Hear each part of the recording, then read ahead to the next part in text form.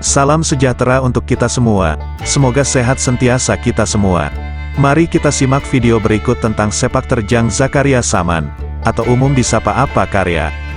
Sebelumnya, mari sukai, bagikan dan ikuti channel ini, agar sejarah Aceh dapat ketahui halayak ramai. Apa Karya adalah tokoh Aceh merdeka yang unik. Ia tampil kocak dengan celetukan khas Aceh yang jarang terlintas di pikiran orang kebanyakan. Meskipun menyandang gelar Menteri Pertahanan Aceh Merdeka, penampilannya jauh dari kesan menakutkan. Ia berhasil menutupi kebengisan dengan tampil di muka umum dengan komedik.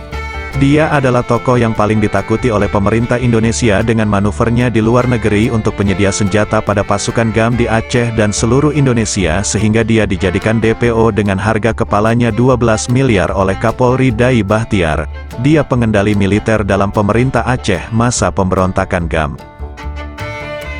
Melalui Malaysia, Zakaria Saman bersembunyi di Swedia hingga menjadi warga negara tersebut. Hasan Tiro kemudian menunjuknya menjadi Menteri Pertahanan GAM. Namanya kala itu kerap disebut-sebut aparat keamanan dan termasuk tokoh GAM paling dicari TNI. Dia mengaku masuk anggota Grup 42, yakni kombatan GAM yang mendapat pelatihan militer pertama sekali di Libya, tahun 1985. Kini ia menghabiskan masa tuanya di kampung halaman. Ia sudah tak terlibat lagi dengan urusan politik, ia menyatu benar dengan masyarakat seperti yang diinginkan oleh perdamaian Helsinki, menyatukan kembali militer Aceh Merdeka dengan masyarakat, salam damai salam Sandawari.